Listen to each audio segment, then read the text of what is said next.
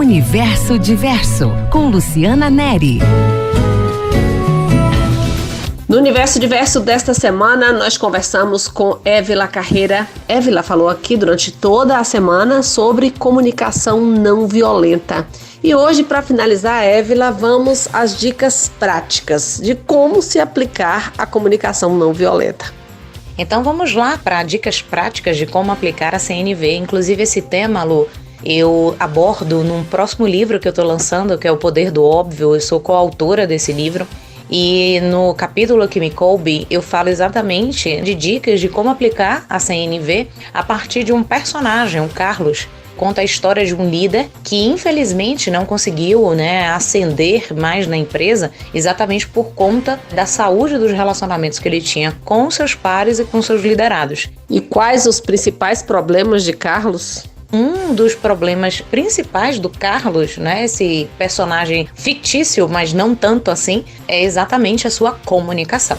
Carlos, ele sofria de um problema que muitas pessoas hoje possuem. O problema de eu falo o que eu quero, doa a quem doer. Esse problema do super sincero, da autenticidade, sem se preocupar nem um pouco se os relacionamentos eles estão sendo abalados com isso.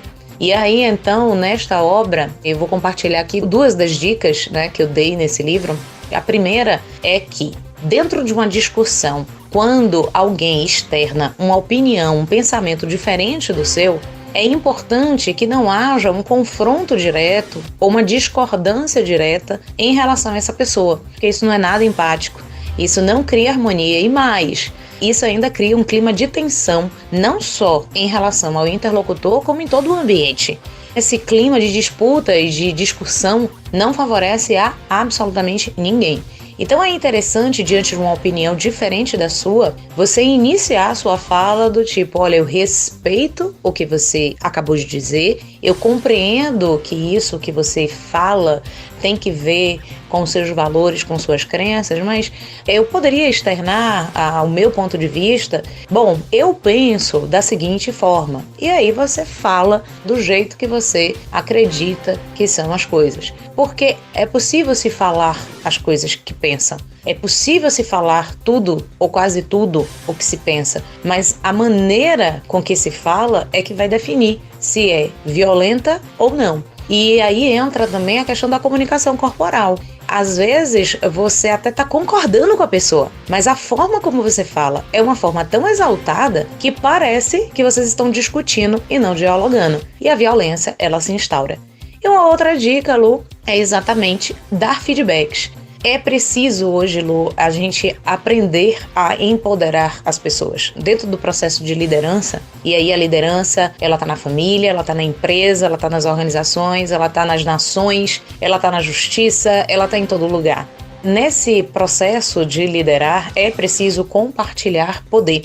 E no compartilhamento de poder, é óbvio que no ato de delegar, é possível que a pessoa a quem você delegou não faça da forma ou não cumpra completamente as suas expectativas ou o que precisava ser feito.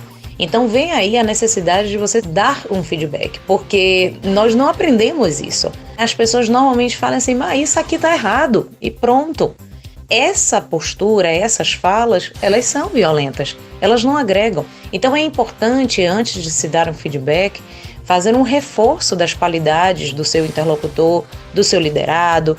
Por quê? Porque ele precisa entender que o que você está falando não é para diminuí-lo, não é não acreditando na capacidade dele, mas é no sentido de fazê-lo avançar, fazê-lo crescer. Então é importante sempre, ao dar um feedback, você reforçar as qualidades e as virtudes do seu interlocutor.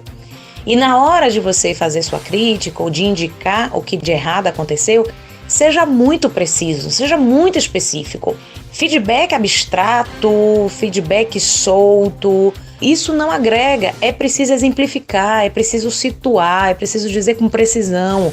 Olha, quando você fez isso, isso e isso, quando você falou isso, isso e isso saiu do planejamento e essa não é a forma, o mais adequado é fazer dessa e dessa forma.